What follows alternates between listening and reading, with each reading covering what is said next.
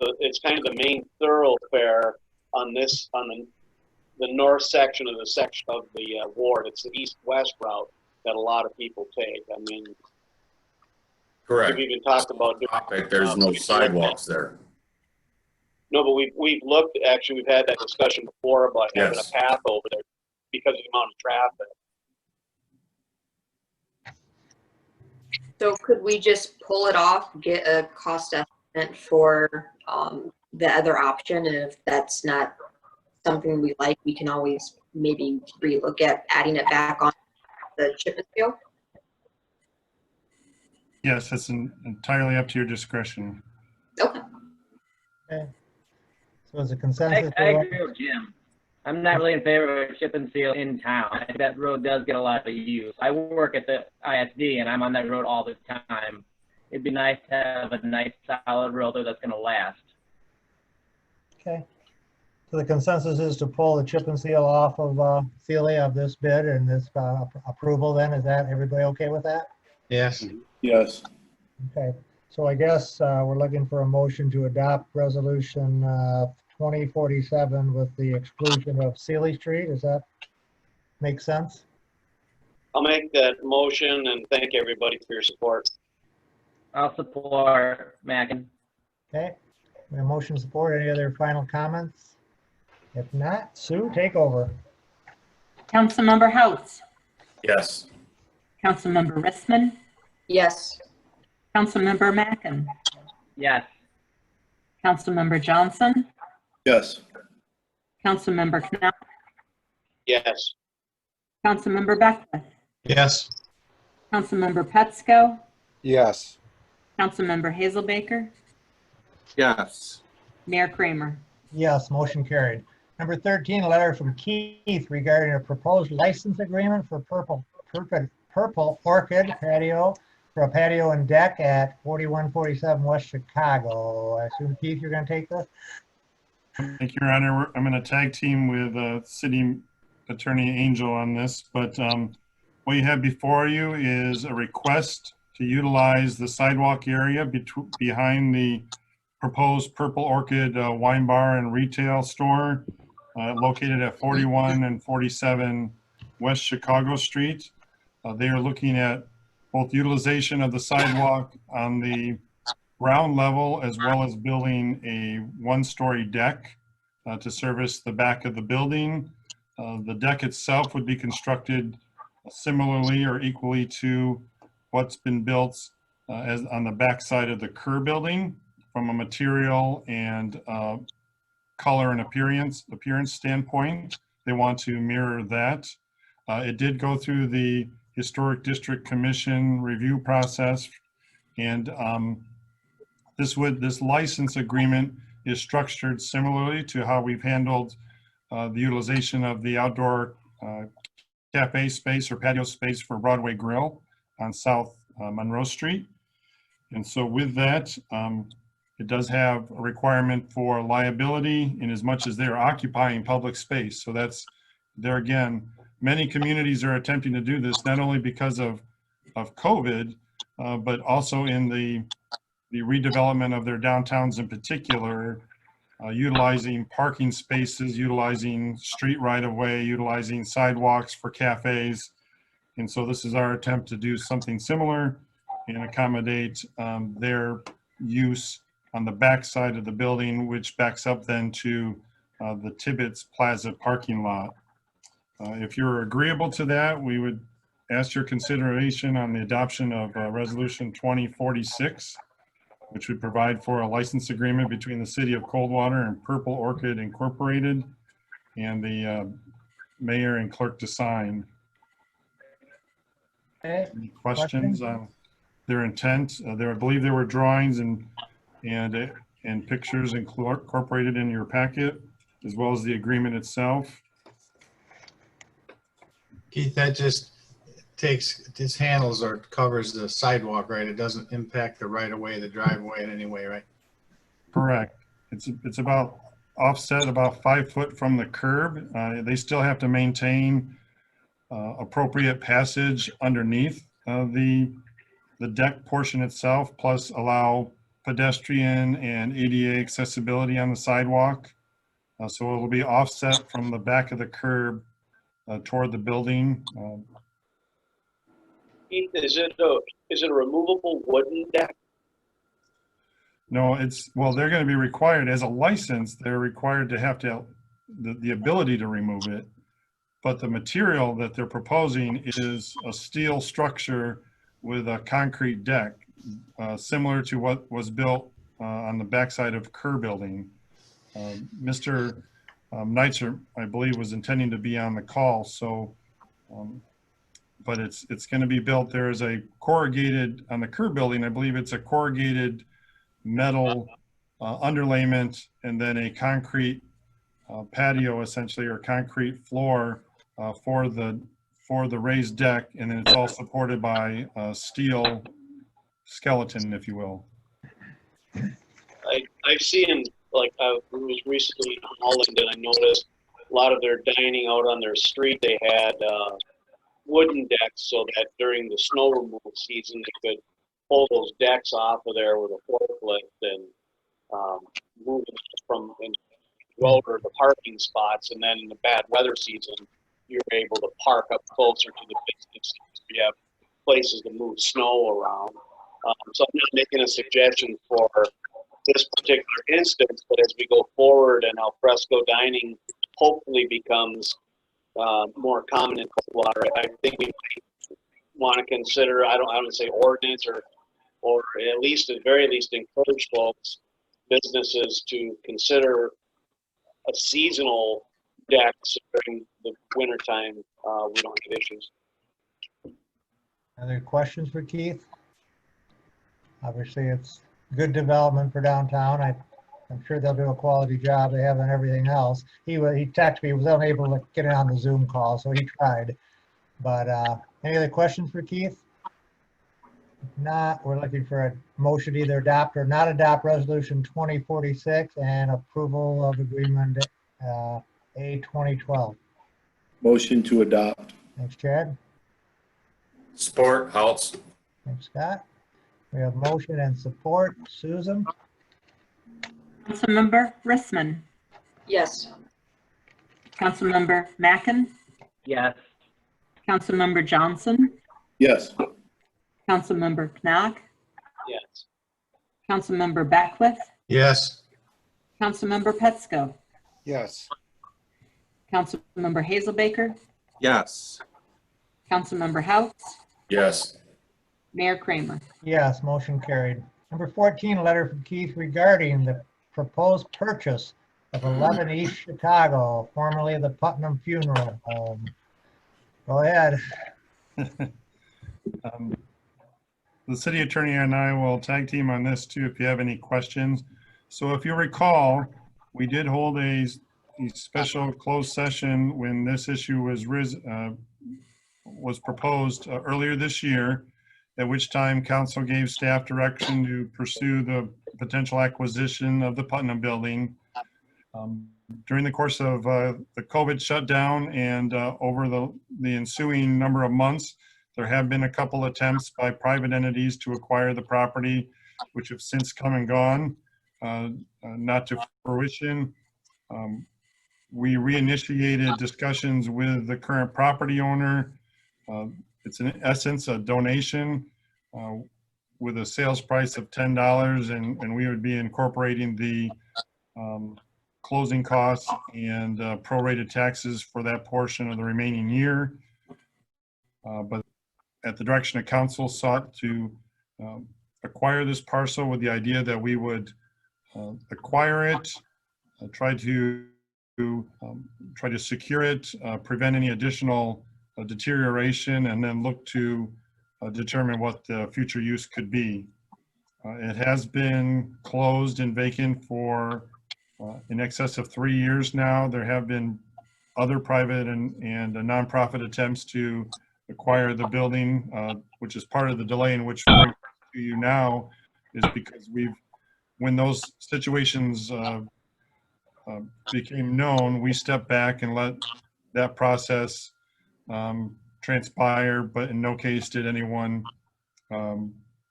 finalize any type of purchase of the property. So with that, to whatever extent that they thought that they could accomplish it, they were proposing to submit a demolition permit, which would have had to have gone through the Historic District Commission Oh, geez. and get approved by the city.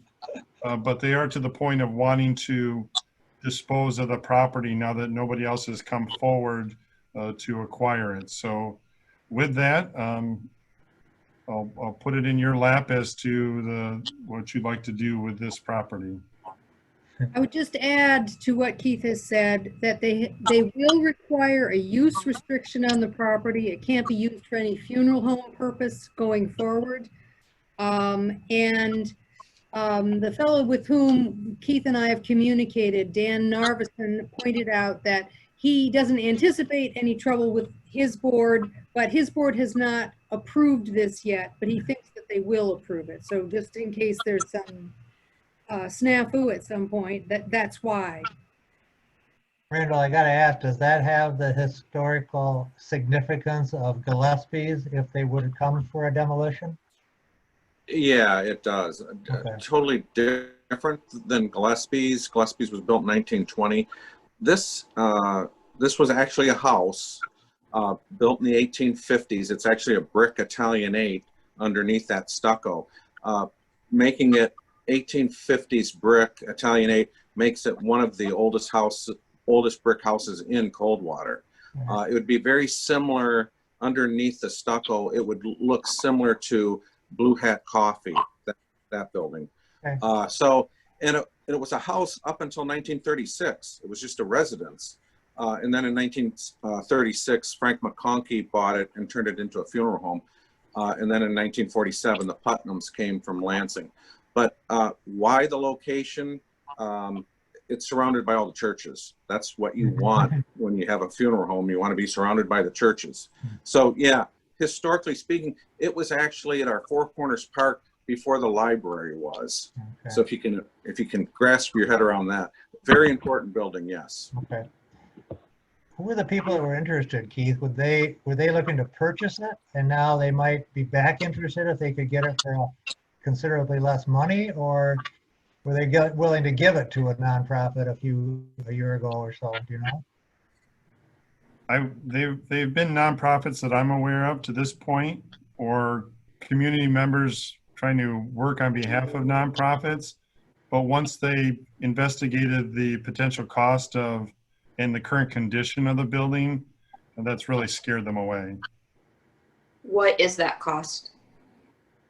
Well, we estimated that at least, well, at the council meeting, we talked about, at the closed session, we talked about just to, upwards of $200,000 to handle some of the basic repairs, to keep it from deteriorating further, to do roof work on it, to do soffit work on it. Staff has talked about if we do acquire it, getting then a contractor and an architect in there to do some study like we're doing on a couple of the other buildings. It doesn't obviously allude us to the fact that this would then become the fourth building that the city has acquired over the last couple of years, and they're all in different phases of action. But that's where I think that's what we're doing, is we're talking about, to what extent you want to be the one to arrest the blight and to keep it and preserve it for some future use. And Keith, that was just to get the outside kind of sealed, wasn't it? Wasn't that what our discussion was? Not really do anything inside, but get the outside weatherproof so that it doesn't deteriorate inside. Correct. Yeah. And that was based on some, secondhand estimates that we'd received through the course of time. Is there any abatement issues? I'm sorry, what? Is there any abatement issues, asbestos or anything? I think you have to assume, based on its age, at a minimum, that there's going to be lead paint and potentially asbestos, but there hasn't been any study done on it that I'm aware of. Randall? And I was under the impression too, I was bringing up the point that the money we do towards blight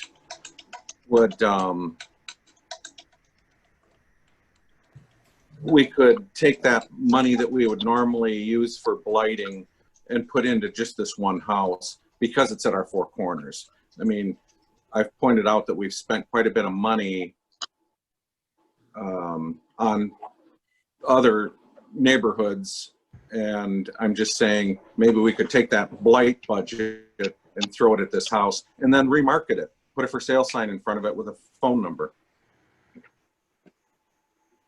What happens if we don't take it, Keith? What's the scenario 3, 4, 5 years down the road? Goes to tax sale? Well, if they were to cease paying taxes on it, then eventually, yes, it would take about 3 years to get through that process by which it would go up for auction. So during that period, we wouldn't have control, but we would continue to do any abatements that were necessary if they continue to. You could force, I mean, if they were to, under our ordinance, begin to neglect it or demolition by neglect and just not do anything to it, you could seek action against them, against the property owner for that. Like I said, the property owner did make it known that they were going to seek a demolition permit, but much like the Gillespie process, if that were to be opposed at the HTC level, our ordinance would uphold that or prevent that from occurring. And so then what? So potentially it could continue to be left to deteriorate over time, and particularly if they didn't pay taxes, then it would take 2 or 3 years to acquire it through that process. And the key point, it's on our four corners as it sits there and deteriorates if we don't do something.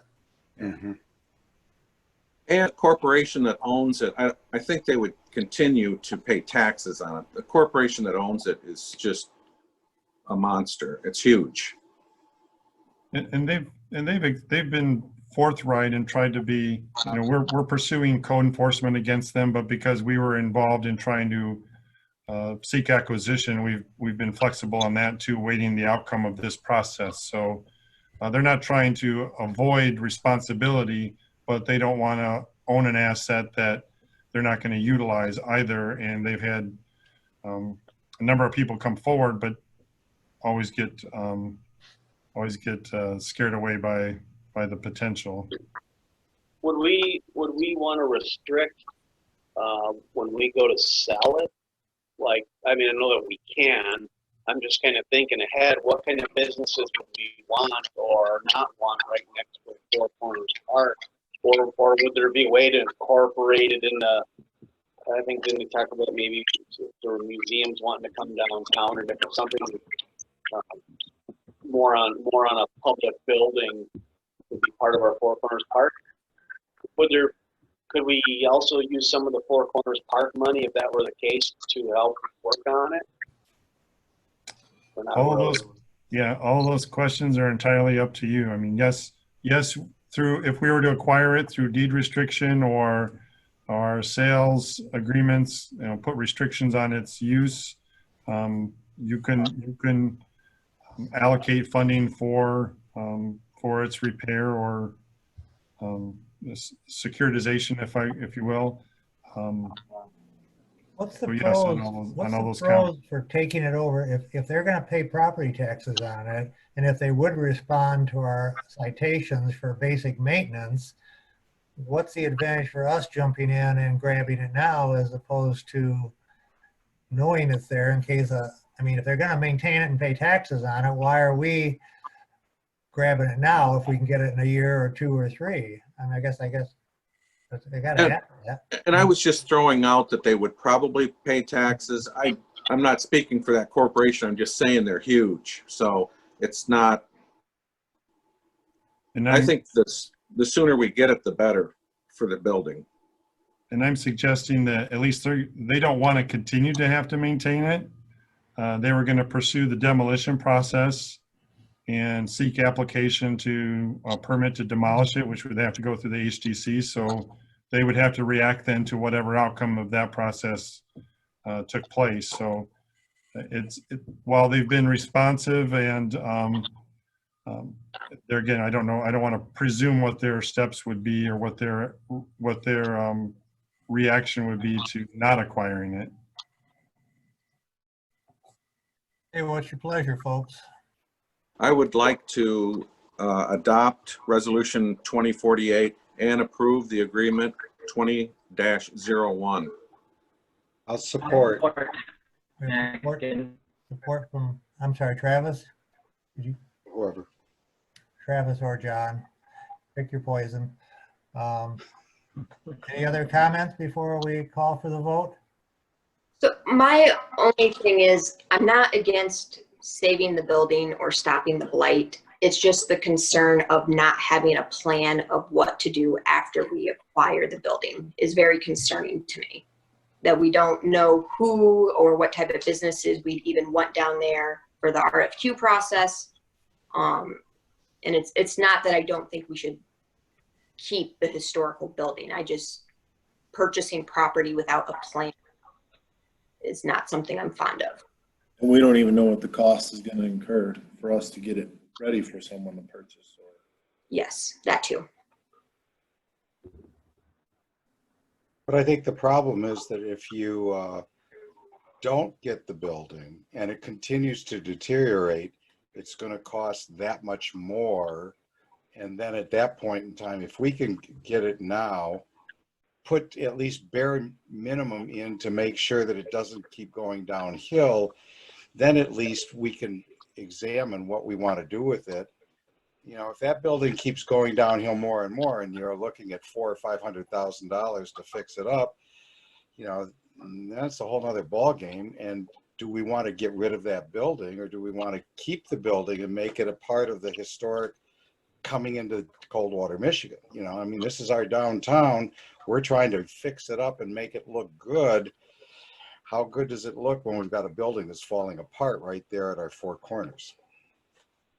And that's all valid. And that's kind of what I would think we should know the answer to that. Do we want to keep it? Do we want to sell it? If we choose to sell it, what type of businesses would we want to sell it to? I would just like to see those answers, those questions answered before. Keith, can I ask Keith, if we spend a couple $100,000 like you're talking about, I know those are just kind of rough estimates. I think Mike had said that originally we were talking about the exterior on it. Is it going to look, at least from the exterior, like a finished home? Is it going to look nice downtown? Or is it only going to patch the holes and stop the rain from coming in?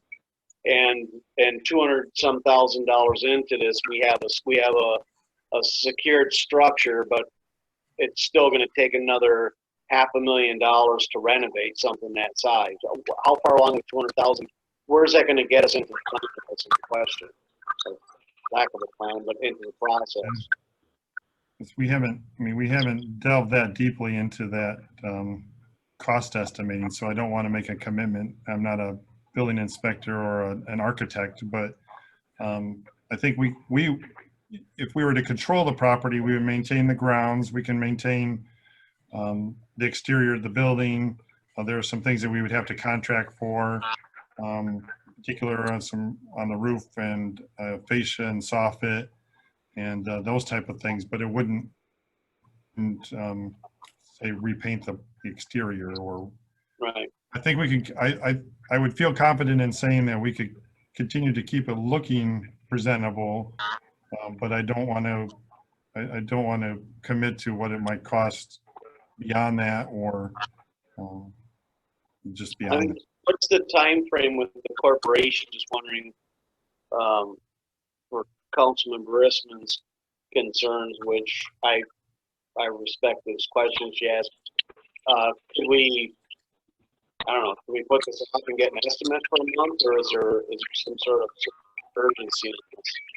See, nobody else is wanting to take it. Is the company against the wall, or is it just an offer that came down? Can we look at this in 30 days or 45 days and maybe have a little clearer? Maybe we could tour the building and see ourselves how rough it is. 30. Yep, definitely. They would make that available, I'm sure. If we're talking within a 30 to 60 day period, I'm sure that they would be, they've been reasonable to that extent. So if we still had if they knew that was leading us through our due diligence, I'm sure they would accommodate that.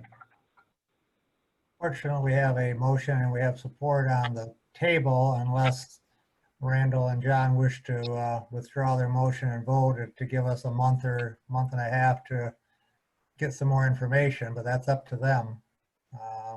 Randall and John. It seems to be a suggestion that we take a month and maybe try to get some better estimates and tour the building before we plunge in, but we do have a motion and support we have to honor. I'll Randall, withdraw my support. You would, John? I will. Randall? I'd just soon go forward with this. My thought also was we were going to fix it up and put it for sale. Nothing else. Just get it to look good and put a for sale sign in front with a phone number, which the building's never had a for sale sign out in front of it with a phone number. All right.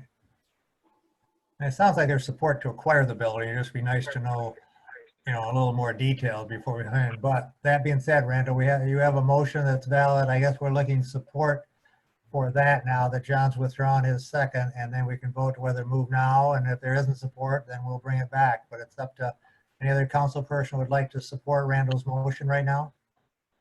I'll support Randall. Okay. We have a support from Travis to the motion to act on this now. Any other final comments before we vote? Okay, Sue, take the vote, please. Councilmember Mackin, Yes. Councilmember Johnson, No. Councilmember Knapp, No. Councilmember Beckwith, Yes. Councilmember Petsko, Yes. Councilmember Hazelbaker, Yes. Councilmember Houts, Yes. Councilmember Rissman, No. Mayor Kramer. No. You have 4 no and 5 yes. Yeah, what is the vote, Sue? 4 no, 5 yes. Motion carried. Okay, thank you. We have a last spot on our agenda for public comments. If anyone would like to address the council, they can press, I believe, star on their phone.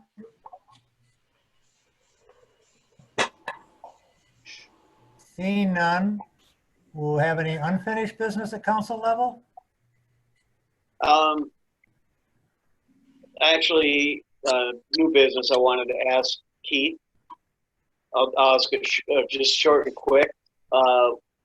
What's the prognosis for Hobsonman Road? Does this look like something we're considering to keep going into the fall?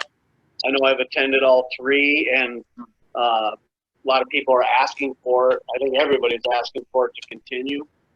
I don't know what the thought for staff is on that, the expense and everything, but just kind of throwing it out there. So we've talked about that internally, and it's definitely doable. There's an additional fee that would be incurred we currently hire Second Story Marketing to staff the event. So we'd have that additional expense. Then we'd have the additional expense of the entertainer, which is about $250 a week as we've added those. And so I know that the Broadway Grill is supportive. Second Story Marketing can do it. And it's within my spending limits as to, I think just from a feedback standpoint, if you gave us direction to do so as weather permitted, we could continue it. It's just incurring that additional, all of the, we've got the sunk costs in the barricades and tables and chairs and trailer and all the physical fixtures of the event are now incurred, and now it's just operationally to what degree and for how long do you want to continue it. Jimmy, you think doing a couple weeks in September would be a good compromise for this year? Would that be palatable? Jim? Oh yeah, if you were talking about fall, going into the fall, weather permitting. So I don't know how much Second Story needs for the positions on standby, Randall. And if it's going to be nice weather, hold an event. And if it's not, just postpone it till the following week or something. But people were definitely interested. People were telling me to do it into October. And that's what they were asking. I know Taco Loco is in favor of it too, another business. And I think it looks good for the city. I know a lot of people are talking, and it seems like this Thursday at 7 o'clock, it looked like there was a full load coming in, waiting in line, which was surprising. It'd be nice if, well, it so would be nice if Keith- COVID wasn't going on, but. So Keith, is Exactly. that- can Keith, you just do that within your discretion based on how it's going? And is that okay if we let Keith kind of just see how the weather looks? Sure. He's got Do the you money. need a mo? He doesn't need. I our- would make a motion, or if you needed a motion at the city manager's discretion, weather pending, to keep it going into the fall season. I mean, we're not having the other festivals, so Right, good point. it'll give people something downtown. We might as well do what we can during COVID. There's not gonna be high school football or anything this fall. Yeah. You know, also, if we could get into October, you could run an Oktoberfest special, and that kind of is the finale of the Hops on Monroe for this year, but it then gives us some things to look at for next year as well. If we wanted to Christmas, we could have a snow Santa Claus beer theme, so wonderful. I think, Keith, I think there's consensus to support whatever makes sense. So is that, you okay with that, Jim? Just kind of assume we're gonna keep going for a while? Okay, Whatever everybody is comfortable with, certainly. it's a great event. You had another thing, Jim, before we move on to new business? Tom, I had one for Okay, Keith. Michael? As we're rolling into fall, I'm hearing questions from walkers and pickleballers and stuff. Is the rec center going to be open in the bad weather for walking and everything under the current? Lots of rumors. It's never going to open, and it's not going to. Just wonder what do you think is going to happen with it in the fall? Well, at this point, with any type of indoor recreational facility, we're subject to the governor's executive order. For any type of indoor assembly of use, it's supposed to be 10 or less. And Okay. while some fitness centers might be avoiding the requirement, fitness centers, movie theaters, indoor recreational facilities are all explicitly prohibited from opening under the current executive order. If that's lifted in any manner, then we can at least, the recreation department, even if we can't hold, say, a volleyball league or a basketball league, we definitely want to do things that require fewer people at a time. So we can do indoor walking, we can do tennis, we can do some other smaller activities and manage attendance as long as we get that ultimate state lifting of the executive order for indoor recreation facilities. Okay, well, that's clear. Then it's not a city decision as much as it is what is statewide mandate. So, okay, thank you. Correct. Thank you. It's still one of those few businesses or uses, just like indoor pools, or that is just explicitly required to be closed right now. Okay. Okay. Any other unfinished business at council level? We do have a closed session, but under new business, does any council person have any new business they'd like to bring up? Seeing none, then we look for a motion to go into closed session pursuant to, I believe, personnel matters. Is that? Sure. No, Megan, you're shaking your head rather violently. There's language in which we have to use to go into closed session. I'm sure Megan will repeat that for me. What is that, Megan? Oops, you're You're muted. All right, yeah, sorry about that. This is for discussing the city's position in litigation, and the city would be disadvantaged in this if this discussion were held on the record. Okay, so whatever she said, we look for a motion to go into closed session because of that. Do we have a motion and support? So moved. Randall, Support. support, Chad. We have motion and support to go into closed session. Susan? Councilmember Johnson, Yes. Councilmember Knopf, Yes. Councilmember Beckwith, yes. Councilmember Petsko, Yes. Councilmember Hazelbaker, Yes. Councilmember Houts, Yes. Councilmember Rissman, Yes. Councilmember Mackin. Councilmember Mackin, I think his frame might be frozen. Travis, He looks like. Travis is Yeah. It's frozen. He looks good, though. Yeah, it looks frozen. Mayor Kramer. Yes. Yes, I'm here. I There heard he that, comes. yes. All right, your motion is. Motion carried. Okay, we're in closed session. Who's taking this, Megan or Keith? We'll just, Gotta- we'll all have have to to join. join the closed session. Have to follow and go into the, yes.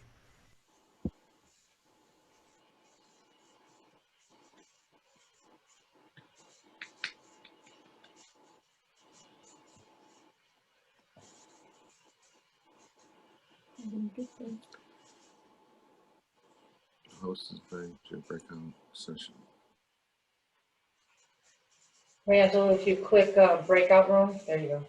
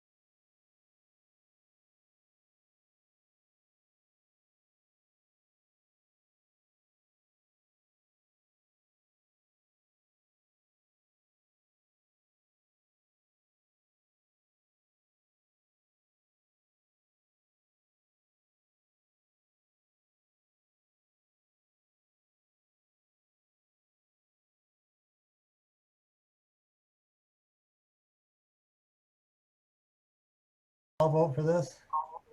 Susan, can you unmute I'm yourself? here. Okay, so we have a motion by, I think, Randall and support by Beckwith to reconvene. And we've, waiting for you to take the vote. Councilmember Knox, Yes. Councilmember Beckwith, Yes. Councilmember Petsko, Yes. Councilmember Hazelbaker, Yes. Councilmember Houts, Yes. Councilmember Rissman, Yes. Councilmember Mackin. He's froze again. Travis is froze. There he is. Yes. Yep, all right, gotcha. Councilmember Johnson Yes. and Sorry, Sue, what? Mayor Kramer. Yes, motion carried. Now we have some action. Megan, would you make a recommendation on the motion you'd like us to act on possibly? Language should be that we move that council accept the recommendation of its labor attorney in the case of police officer, Labor Council. union council and Labor. Sergeant Crilley versus the city of Coldwater. Okay. Motion. We have Councilman Support. Johnson has made the motion. John Petsko has supported. Any final discussion? Sue, would you take this final vote, please? Yes. Councilmember Beckwith, Yes. Councilmember Petsko, Yes. Councilmember Hazelbaker, Yes. Councilmember Houts, Yes. Councilmember Rissman. Yes. Councilmember Mackin. Councilmember Johnson, Yes. Councilmember Knock, Yes. and Mayor Kramer. Yes, motion carried. Any other new business before we adjourn? Seeing none, we are adjourned. Thank you all. Thank you, Lee. Thank you. Thank you. Thanks, everybody. Bye.